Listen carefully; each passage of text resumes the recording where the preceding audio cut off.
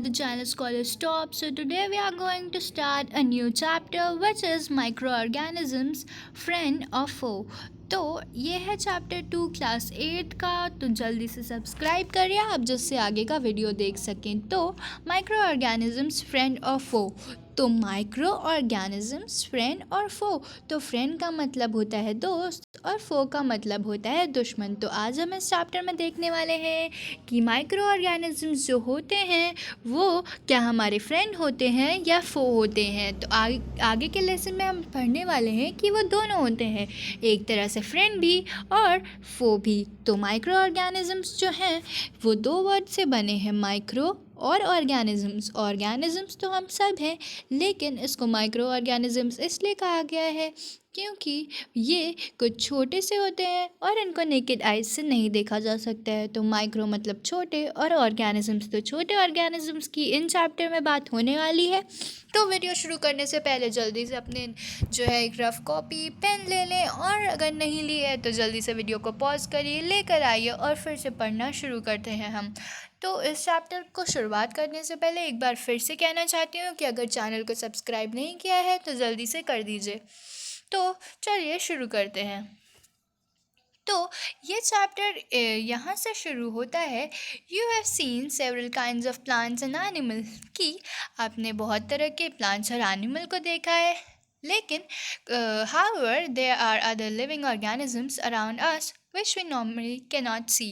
तो ये है कि हमारे यहाँ कुछ लिविंग ऑर्गेनिजम्स वो भी होते हैं जिनको हम नॉर्मली नहीं देख सकते हैं अपनी नेकेड आई से। मतलब अगर हम लोगों को उन्हें देखना है तो हमको चाहिए होगा कुछ माइक्रोस्कोप या फिर मैग्नीफाइंग लेंस।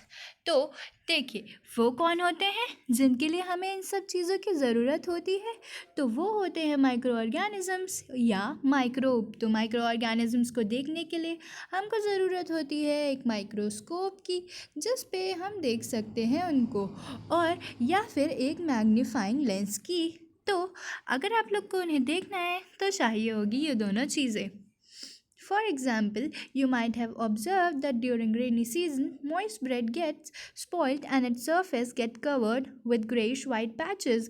तो आप लोगों ने बारिश के मौसम में या फिर नॉर्मली भी देखा होगा कि कभी कभी अगर जब हम ब्रेड कोई ख़रीद के लाते हैं तो वो पुरानी होने की वजह से उसमें फफूंदी लग जाती है, जिसे हम अपनी नॉर्मल भाषा में फफूंदी कहते हैं। तो वो होती है फंजाई, जिसको आपने छोटे क्लासेस में पढ़ा होगा कि वो कैसे लग जाती है।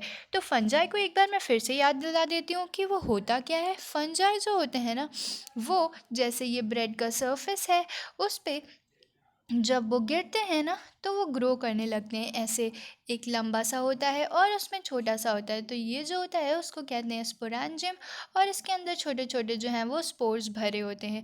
तो फिर जब ये स्पोरेंजियम फूटता है तो उसके फिर से स्पोर्स इस पे गिर जाते हैं और ढेर सारे जो हैं वो ग्रो करने लगते हैं। तो इसी से फंजाई जो है वो ग्रो करता है हमारी ब्रेड पे। तो do you know what the structure are.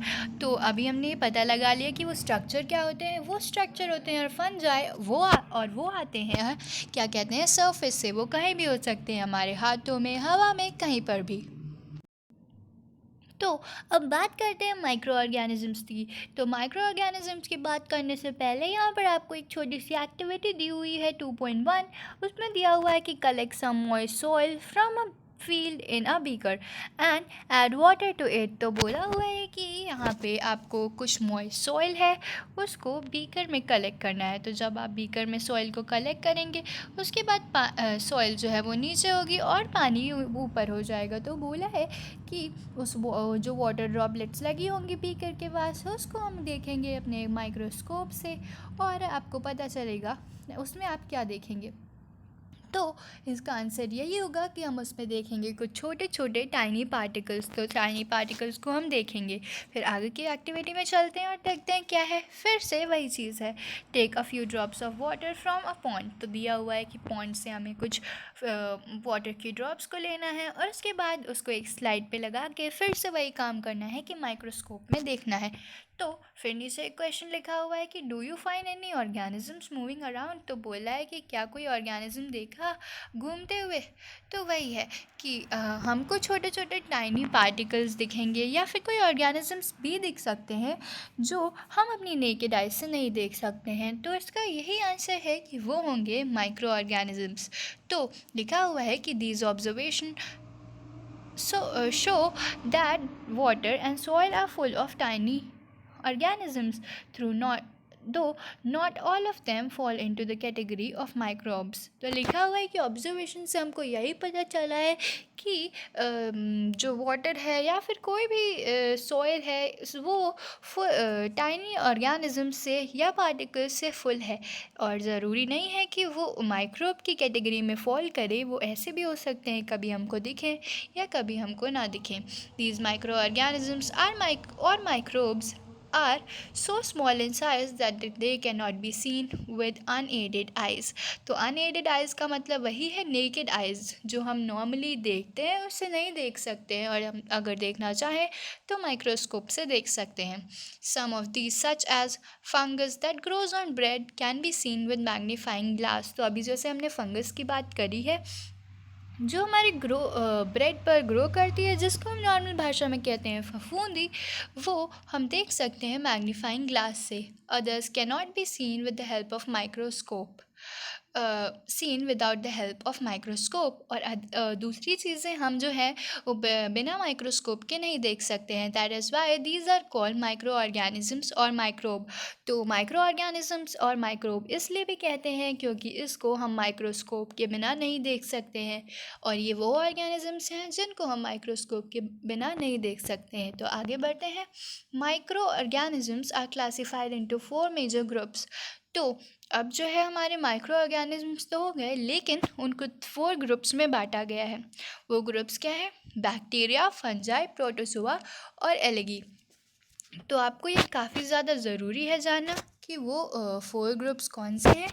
तो वो आपको जानना है, बैक्टीरिया, फंजाई, प्रोटोजोआ और एलगी हैं।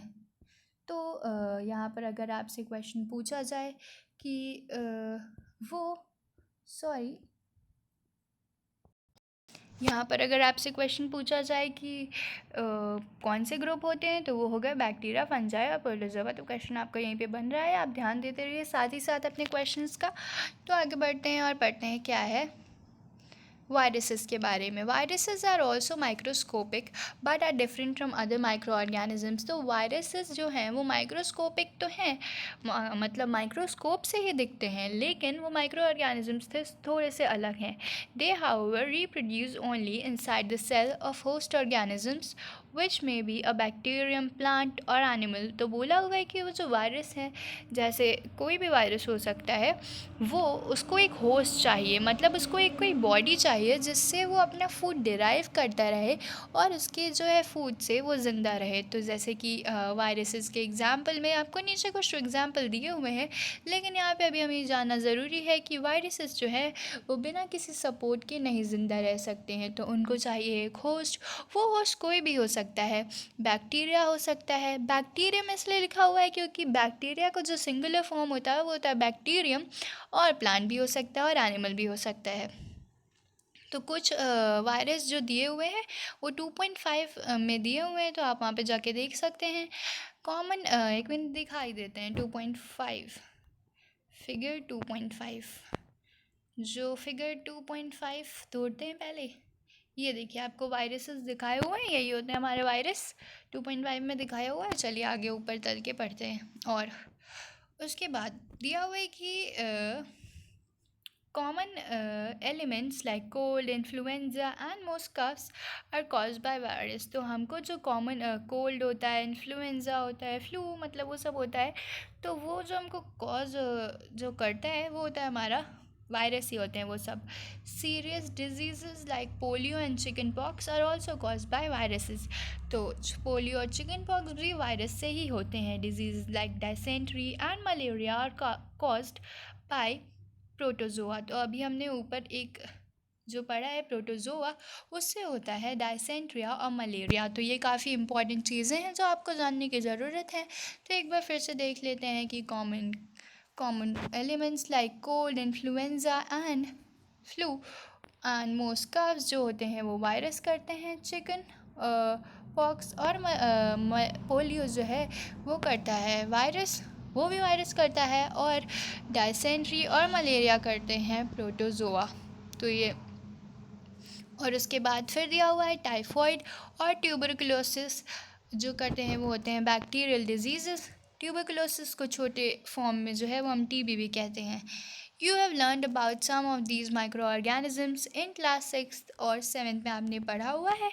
तो ये आपके लिए जानना ज़्यादा जो है कठिन नहीं होगा. और यहाँ पर आपको जो है पिक्चर्स दी हुई हैं, प्रोटोजोआ की दी हुई हैं, बैक्टीरिया, एलगी, प्रोटोजोआ और bed mould, Penicillium and Aspergillus और ये वायरसेस हैं. तो पहले तो आपको बताया हुआ है where do micro organisms live. तो माइक्रो ऑर्गेनिजम्स कहाँ पे लिव करते हैं, कहाँ पे रहते हैं. फिर माइक्रो ऑर्गेनिजम्स और हम फ्रेंडली भी होते हैं, कुछ अच्छे होते हैं, कुछ ख़राब होते हैं. तो इसी चैप्टर में हम ये सब पढ़ने वाले हैं. काफ़ी इंटरेस्टिंग चैप्टर है. तो अगर ये पार्ट समझ आया हो तो जल्दी से सब्सक्राइब करो. और आज के लिए इतना ही. और कोई भी क्वेश्चन हो तो जल्दी से पूछ लो.